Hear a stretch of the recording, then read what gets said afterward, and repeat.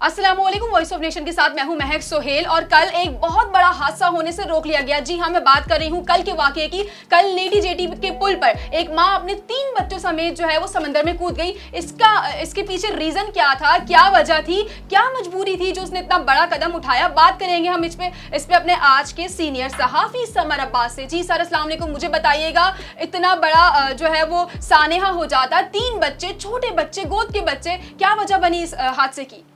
बहुत शुक्रिया। देखें, ये गुज़श्ता रोज़ जो है अफ्तार से कबल नटी जट्टी पुल पर अचानक जो है एक ख़ातून आती है और 3 बच्चों समेत छलांग लगा देती है। पोर्ट ग्रैंड पर जो फैमिलीज़ बैठी हुई थी, उन्होंने ये मंज़र देखा तो शोर मचाया, जिस पर जो है वहाँ जो पोर्ट ग्रैंड इंतज़ामिया के जो रेस्क्यू टीम है, जो उनकी नटी जट्टी के जो सारे मामला देखती है, वो फ़ौरन जो है उन्होंने रिस्पॉन्ड किया। और उसके बाद जो है ये नासिर प्राचा है वहाँ पे पोर्ट ग्रैंड का जो जेटी का इंचार्ज है, उसने अपनी टीम के साथ 42 सेकंड में, सिर्फ 42 सेकंड में उनको रेस्क्यू किया, तीनों को, बच्चों को और उसकी माँ को। उन्हें बाहिफाजत निकाला, बाहर लाए। जो वहाँ फैमिलीज़ थी, उन्होंने बच्चों के जो पेट में पानी चला गया था उसे निकाला। मकसद सबकी हमदर्दियाँ उस फैमिली के साथ थी। ठीक है। उसके बाद जो है पुलिस और एदी हुकाम को बुलाया गया, फिर पुलिस के हवाले उस खातून को और उनको बच्चों को किया गया। तो जो बात सामने आई है उसमें हमारी पुलिस हुकाम से बात हुई है। खातून ने जो बयान दिया है कि उसका शौहर जो मंजूर कॉलोनी की रिहायशी खातून थी, सुहेल नाम है उसके शौहर का, जो फर्नीचर का वहाँ कारखाने में काम करता था। रमज़ान की वजह से शायद वो बेरोज़गार हो गया, तो बेरोज़गारी की वजह से घर के हालात जो है वो सही नहीं हुए, जिस पे घरेलू परेशानियों से तंग आके आए दिन इनका झगड़ा भी रह रहा था।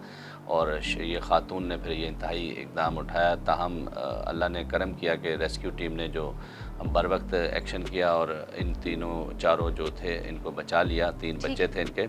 लेकिन सूरत हाल ये कि जो हमारे हुक्मरान हैं, इनको सोचना चाहिए कि ये नौबत क्यों आ रही है। बेरोज़गारी बढ़ती जा रही है, महंगाई बढ़ती जा रही है, लेकिन ये झगड़े के अलावा जो है आपस में लड़ाई झगड़े कर रहे हैं, नारेबाजियाँ कर रहे हैं। लेकिन आवाम की बेहतरी के लिए कोई ऐसी चीज़ नहीं है कि आवाम की बेहतरी के लिए करें, कोई ऐसा रिलीफ पैकेज दें। रमज़ान में इनको चाहिए था कि गरीब गुरबा के लिए रिलीफ पैकेज देते, ना कि फ़लाई इदारों की तरफ देखें। अब ये खातून खुदा न खास्ता बच्चों समेत मर जाती तो सारे फ़लाई जो चैम्पियन हैं वो इनके घर पे पहुँचे होते, लेकिन अभी तक ना उस खातून के घर पे कोई पहुँचा है, ना उसकी कोई किसी ने कोई उसकी माली मदद की है।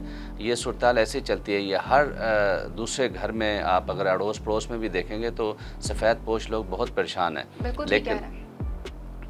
लेकिन सूरत हाल ये कि अब अगर पुलिस भी कल इसको इक़दाम ख़ुदकशी का मुकदमा दर्ज कर लेती और इनके ख़िलाफ़ करती, कहाँ ये जाते। लेकिन पुलिस ने कल अच्छा काम किया, उनके वालिदैन को बुलाया, समझा बुझा के जो है ना वापस उनके लड़की के वालिदैन के हवाले किया बच्चों को। लेकिन बच्चे बहुत प्यारे थे, फुटेज में भी आप देख रहे होंगे जिस तरह। सर मुझे ये बताइएगा, बच्चे खैरियत से हैं इस वक्त? हाँ, तीनों बच्चे वो खैरियत से थे। कल उनकी हालत तो ख़राब हो गई थी, ज़ाहिर है। अब नटी जट्टी पुल से जब छलांग लगाई है उस खातून ने बच्चों समेत, लेकिन ये कुदरत का बड़ा करम हुआ कि लोगों ने देख लिया। और वो जो शाबाश है पोर्ट ग्रैंड की जो रेस्क्यू टीम थी, जिन्होंने सिर्फ 42 सेकंड में जो है वो रिस्पॉन्स किया और 42 सेकंड तक वो पहुंच गए और बच्चों को निकाल लिया। ये बड़ी अच्छी बात है और मुझे खुशी हुई कि हमारे पाकिस्तान में भी अच्छे लोग मौजूद हैं, तरबियत याफ्ता लोग मौजूद हैं। ऐसा ही रेस्क्यू का निज़ाम सीवियों पे, हॉक्सबे पे, मुख्तलिफ़ जगहों पे होना चाहिए, ताकि खुदा न खास्ता कोई डूब रहा हो, कोई इस तरह का इक़दाम कर रहा हो तो फ़ौरन रिस्पॉन्ड किया जाए। लेकिन सबसे पहले बेरोज़गारी को कंट्रोल करना है। आप अगर बेरोज़गारी ख़त्म करेंगे, महंगाई ख़त्म करेंगे, गरीब गुरबा के जो मुस्तकीन हैं उनके घरों पर राशन पहुँचेगा, तो कम अज़ कम लोग इस तरह। ये तो माँ देखे ना, ये तो इंतहाई कदम था ना। आप लास्ट ये तो चांस होता है कि बच्चों समेत ही उसने छलांग लगा दी।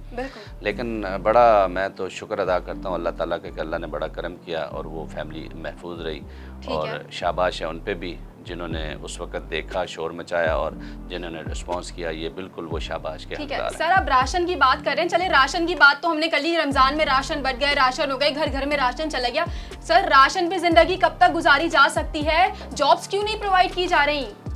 यही बात मैंने की ना कि हुकूमत अगर इक़दामात करे, जॉब दे, रोज़गार के मौक़े दे, तो ये चीज़ें होंगी ना। अब कोई भी बिज़नेसमैन आप उससे पूछें तो FBR उनके पीछे पड़ा हुआ है, कभी FIA नोटिस दे रही होती है, कभी कोई दे रहा है। बिज़नेसमैन अपना बिज़नेस कर नहीं पा रहा। पिछला जो दौरे हुकूमत गया है, कितनी महंगाई बढ़ गई, हर चीज़ हुई है। अब ये आने वाले हैं, ये अब देखें क्या करते हैं। पहले भी इन्होंने हुकूमतें की, लेकिन मेरे ख़्याल में सियासी जितने भी हैं, इनको आवाम से कोई गरज नहीं है, सिर्फ अपनी सीट बचाने के लिए एक दूसरे पर इल्ज़ामात लगा रहे हैं। लेकिन हकीकी मायनों में कोई भी इस तरफ नहीं आ रहा। आप डॉलर कहाँ जा रहा है, IMF जो है कर्ज़ जो है उसकी आपने जो अदायगी करनी है वो आप कर नहीं पा रहे।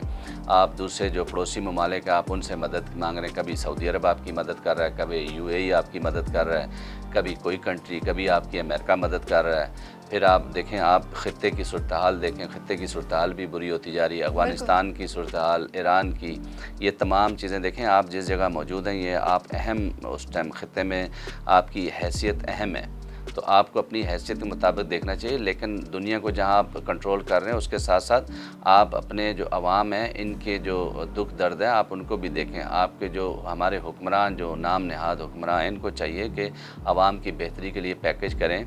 बेनज़ीर भुट्टो इनकम सपोर्ट जो प्रोग्राम था वो अच्छा प्रोग्राम है। इस तरह के 2-4 प्रोग्राम करें। जो बेरोज़गार लोग हैं आपको डाटा मिल जाता है, एक फैमिली का डाटा नादरा से आप वेरीफाई करा लें। आप उनको कम से कम रकम तो दें। मज़दूर की सैलरी आप 20-15 हज़ार, सिक्योरिटी गार्ड की ले लें, 15-20 हज़ार से ज़्यादा उनकी जॉब के पैसे नहीं हैं। तो आप कम से कम सैलरी 30 हज़ार तक करें तो फिर सूरत हाल बेहतर होगी। नहीं तो ऐसे ही माएँ जो है ना अपने बच्चों को लेकर छलांगे लगाएगी। सर आपको यहाँ इंटरप्ट करूंगी, आप मजदूरों की बात कर रहे हैं, या तो पढ़ा लिखा तबका, हमारा नौजवान तबका फूड पांडा चला रहा है। फूड पांडा की बाइक पे मैक्सिमम मैं आपको बता दूं 15,000 पर मंथ अर्न कर रहा है। तो सर इसमें क्या होगा? अगर एक मास्टर करा हुआ बंदा, एक बैचलर्स करा हुआ बंदा इतना अर्न कर रहा है तो हमारा पढ़ा लिखा तबका कहाँ जाएगा फिर? ठीक है, चलें, वो मेहनत तो कर रहे हैं ना, फूड पांडा या कुछ भी है, उबर चला रहे हैं, एक बाइज़्ज़त रोज़गार तो है, लेकिन बेरोज़गार तो नहीं है। लोग तो बेरोज़गारी की तरफ जा रहे हैं। जो पढ़ा लिखे तबके की आप बात कर रहे हैं, MA पास नौजवान बेरोज़गार है, वो क्या करेगा?